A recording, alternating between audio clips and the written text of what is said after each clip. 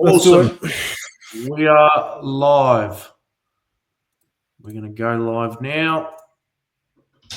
Oh, hang on. We live. It says here we're live. Almost. We can double check. Almost. We are. I believe we're live. We're live. Welcome, my friend. Are we live? Welcome. I think we are. Can you just triple check? We will obviously get the team to check. But this session is an interesting one, Mr. Frank, because today, something we've never done before, broken down a client's pre-fresh start portfolio. So it's going to be an interesting one. Yes, and I want to get this client on board and share this story because I think it will relate with a lot of people today. And I think, it's a pretty cool story. And Christina and I are still we're planning and doing some crazy things in the background so we can get her to where she wants to be. The good thing is that she's seen what's possible and she's taken the initiative and, being someone that's young and, starting this journey on their own, it's pretty cool to see how far she's come. Yeah, and it might sound a bit cheeky here, but I think we can say it because both you and I have gone through this. Our best clients, all of them great, right? Actually, I won't say all of them great. Most of our clients are excellent, right? I think the clients, and I say this being very upfront, my favorite clients to help and really our best clients are the clients that have been burnt, our clients that have actually lost money in property, which as we've built this business and as we've dealt with, hundreds and hundreds and hundreds of clients every single year, we start to realize that it's actually very common that people lose money on property. I think our friendship group, you, myself, our two best friends, we've all lost money on property. So that's either just a big coincidence, rather really, really stupid, the four of us, which I don't think it is the case, or it actually happens quite often.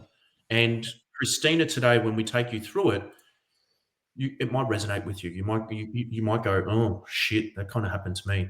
So it's interesting stuff. It might hurt a lot of people seeing this, but this just seems to happen time and time again. While we are waiting, Frank, any reason why you think this happens so often? I think people just may listen to their families and their families say, go and buy a property. It's all right. Just go buy and it'll do well or grow. That's not the case. Okay. Some people get lucky and sometimes your family will be the ones that have gotten lucky, especially if your parents are in the baby boom era. Back then, it was very different times to buying property, and you could maybe call it the golden era or the lucky era because back then, your wage versus the value of properties were anywhere from 3 to 5 times the annual wage in Australia. So you're paying off a property was pretty easy back then, regardless of interest rates being 17% back in the early 90s, even before the 90s. Interest rates were still high, but regardless, it was still affordable as much as they complained. Today, it is and isn't the case in Australia because if you buy in other areas around the country, it is probably still 5 times your wage, 6 times your wage. But if it's where you live and you live in the 2 big capital cities, or maybe let's just say maybe 4 capital cities these days, or 5, because Perth and Adelaide and Brisbane have succeeded Melbourne, your average wage is probably going to be looking like more like 7 to anywhere to 25 times your wage. So 7 to 25 times, depending on suburbs and your wage and where you live. So of course, that makes it very hard for, I guess, Australians to get into the market. And so people just go and buy what they can afford in those capital cities, which will be apartments, townhouses, units. And unfortunately, because they've done well in the past or they've seen them grow in value in the past, they just think it can continue. And that's not the case. And people make mistakes. And so there's a whole bunch of things that can happen. But hopefully this is, I guarantee it's going to resonate with you. It resonates with me because I've done the same thing, and I bought property in Melbourne and done the same thing as Christina, and it backfired on me. So I thought I wanted to share this one because I think it's a learning curve, and a lot of people will be able to reflect on this. Yep. Okay. Awesome. Donna, you're always here. We're 2 minutes in. Frank, I think we are ready to kick it off. Let's do it. Let's do it. So, Mrs. Christina, let me just share the screen. Confirming everyone can see this, which I'm pretty sure we can. Frank, you can see that? Yep. Awesome. This is Christina. Now, Christina came to us with 2 properties, and as we have just said, we're going to break down the 2 properties that she bought pre-Fresh Start. Okay, so before she met Fresh Start. Oh, hang on. No, this is the first one we've purchased. Hang on. You just had it back. No, go back. No, other way. One more forward. There Awesome. we go. All right. I want to start here. So I want to start at, what did Christina come to us with, and what striked her or spiked her to go, cool, I need to speak to a professional because what the heck has happened? I thought you meant to make money in property. What happened, Frank? Tell me. So as you can see, her 2 properties there. One was purchased 2017. Other one was 2020. Yep. Both apartments. Okay. One's in the one in 2017 is in Essendon. Okay, and the other one is in Maroon. I can't pronounce it. I think it's Maroonra. Maroonra. And so, as you can see here, the Essendon one was at 420, and it's on the market at the moment, and it's advertised for 400 to 420. Okay. It has grown 0% in the last 7 years. And you probably can relate to that, Adrian, because you bought a property down in Brunswick, which was an apartment as well. And it's probably done the same thing. Yep. Exactly the same thing. And I think you held yours for 10 years. And it's 8 years. And I sold it for less than what I bought it for. There you go. And that's the next suburb over. So for people that don't know Brunswick or Essendon, they're right next to each other in Melbourne. Yep. Now, the other property, she paid $385. She's going to sell it for $380. It's on the market at the moment. That's a top end, $380 or $360, $380 online, advertised for. And that is negative 0.13% in 4 years. So imagine you bought something, you bought an asset, and you're trying to make money. Okay, you're investing into something to make money, and it goes the opposite direction. Okay, or it stays at the same price for the 7 years. You'll be pretty disheartened. Absolutely. And there's 2 ways to look at this. And I might go into the actual what's happened over the last 7 months. So she bought it. She obviously came to us in 2023 or 2024, started 2024, and has purchased a property. What that result has been, and that's where I think this hurts more. Because some people will actually look at this. And again, I actually looked at this when I was inexperienced. And I went, $5,000, that's not too bad. The opportunity cost of this is like, I look at this now only because I've experienced it. Frank, you've experienced it as well. And obviously we've seen a fair few clients go through this. Look at what her first property was purchased for. Within 7 months of that property being purchased, look at what the property is now worth. It's had 17% growth in 7 months. So what I look at this, if we go back here, she's lost 4 years, 7 years. You could almost say $1 million because of these bad investments. Now I've got a money shooter here. It happened to me, and that is, you are losing money every single week.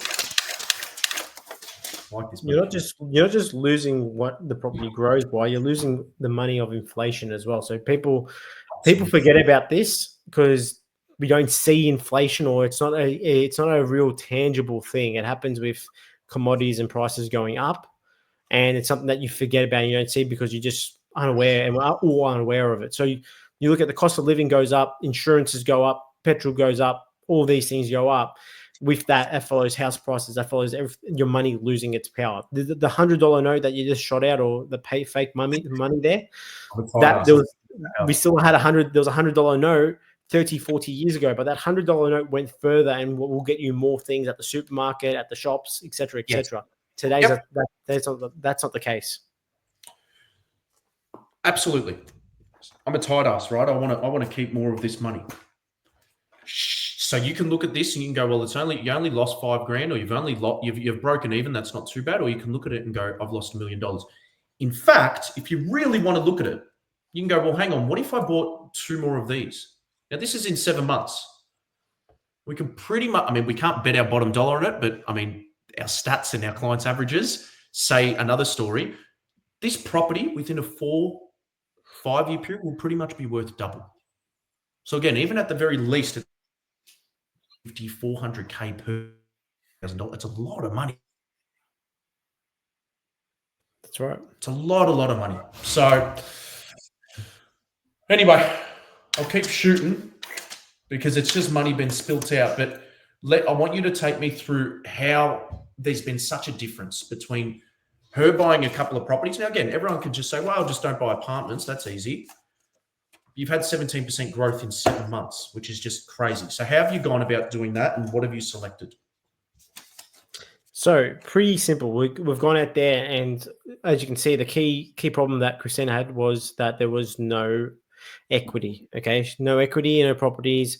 The properties haven't performed. So what do we need to do? We need to chase equity.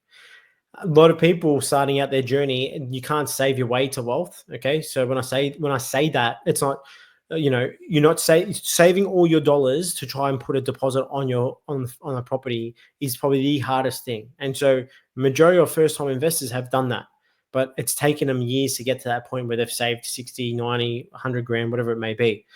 And so with this, we needed to build up her base and get the properties to grow and appreciate like she is, or like they have, sorry, I should say.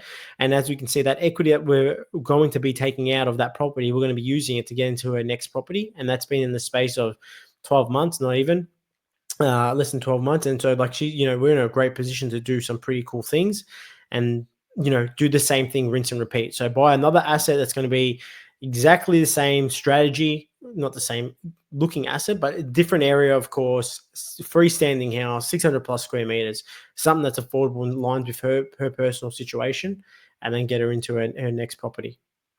And as you can see here, you got this document, which is the region report. And this is a current region report that you've got here, Age, that you've brought up. Okay. And what it says there, that's the median rents, of course, how much they've gone up by, I think 16%. So you're not just getting capital growth from a property perspective or a value perspective, you're getting as well a rental increase, which is much stronger than the average in Australia, which normally the average rent increase in Australia is around 3 to 4% annually. As you can see, there's 16%, so which is pretty big. That's mind-boggling. I'm not saying this for a plug to Fresh Start, okay? I'm not saying this to a plug to Fresh Start, but just think about, and any professional in this field, obviously you need to trust the professional and whatnot, but a lot of people do get scared off by fees, right? And it's fair, right? Everyone's got this little voice in their head. It's called what's it actually called? Anyway, it doesn't really matter what it's called.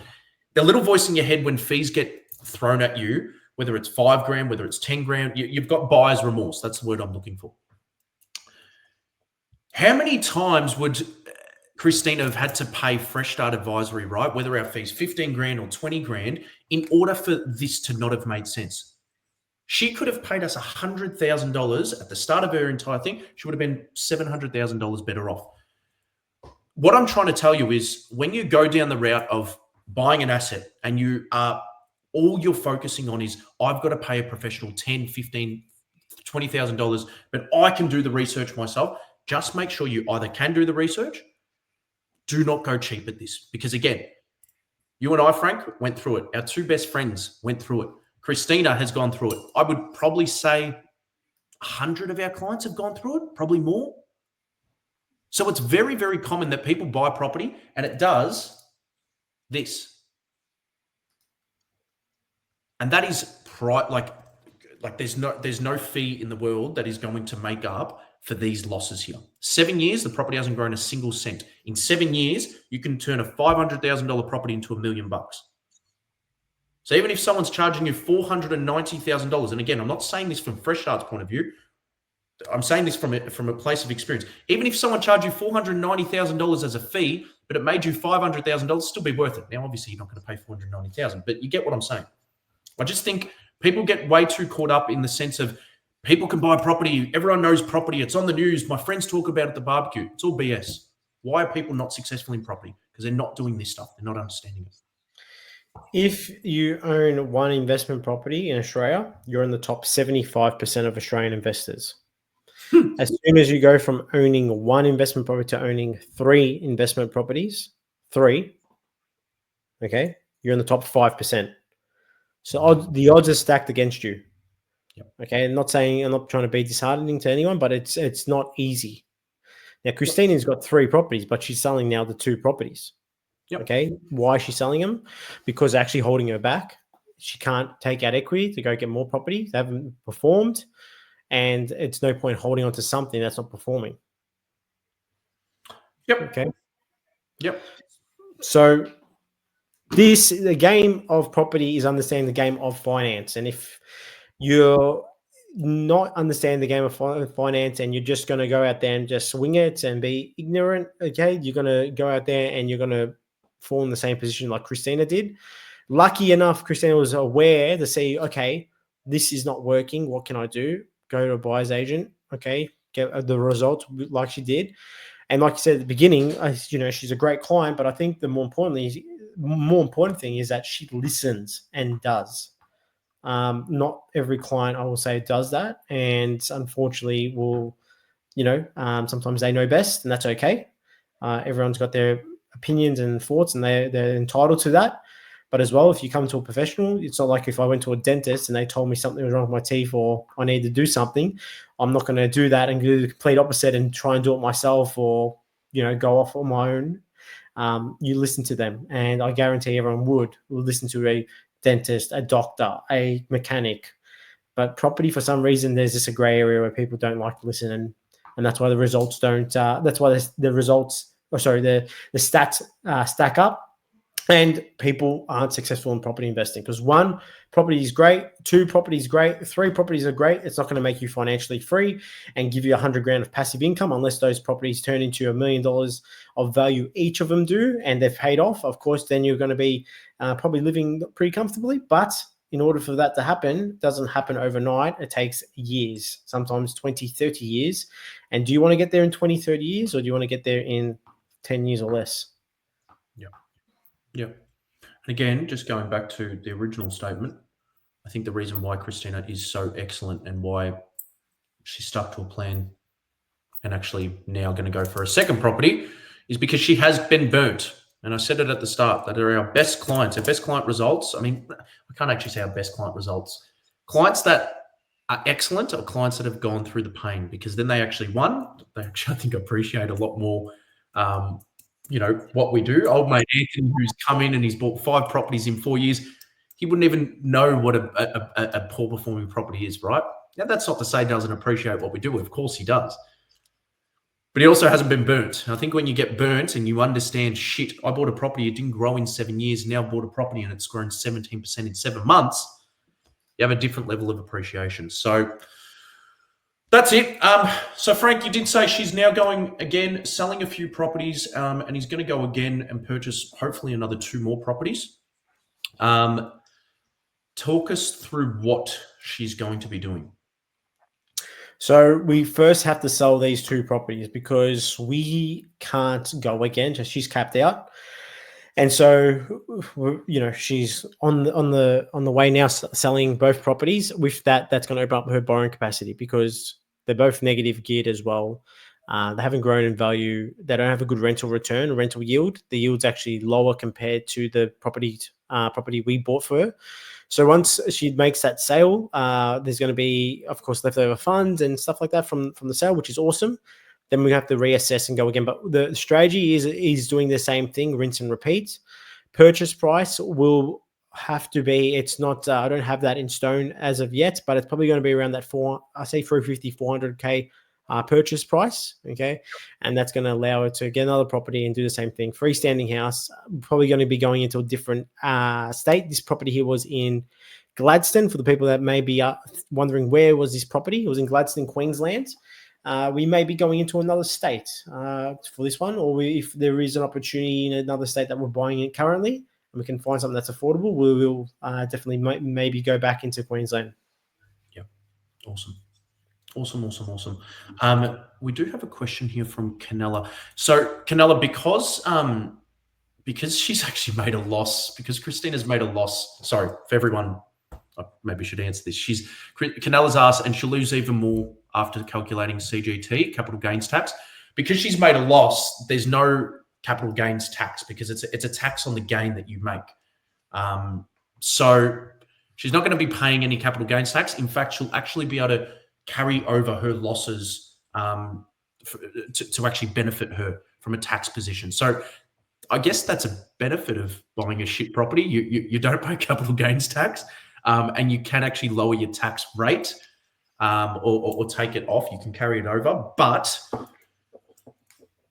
she still lost $500,000 here, and that hurts. But again, she's smart enough to go, you know what? Leave this to the professionals. She's just made 60K, 70K in 7 months, and she will go and do it again very, very soon. So, yeah, no capital gains tax on that, Canella, but thank you for the question. Of course, yeah, there you go. That's it. That was record time, Frank. 20 minutes, your turn. I will say this to everyone that is on live now. We have got a pretty special thing coming up December time, which is pretty cool. So next month, holy shit, it's next month. So keep an eye out for that. I won't mention too much now. Every December, we kind of try to give back to our community. But there's definitely a lot of fun things that are coming out in December. So if you are looking to get into the market, December, January, or even early next year, we always tend to do a bit of fun and have a bit of fun with it and give out a few freebies and yeah, whatever have you. So just look out for that. Other than that, Frank, I think we're good. Do you want me to shoot the money shooter again or no? We're good. Yeah, if you want to give it a shot, why not? Just a few. Don't waste money and don't do no research. That's all I'll say, because you'll end up spitting out money for no reason. Frank and I have gone through it, and it hurts very bad. But Frank, if you've got nothing else to say, I'm going to finish it up and get some dinner. No, I think we'll leave it at that. I guess get the right advice. Speak to someone that you trust, or do your DD. Probably you can't trust someone after 1 hour phone call or video call. Get to know someone.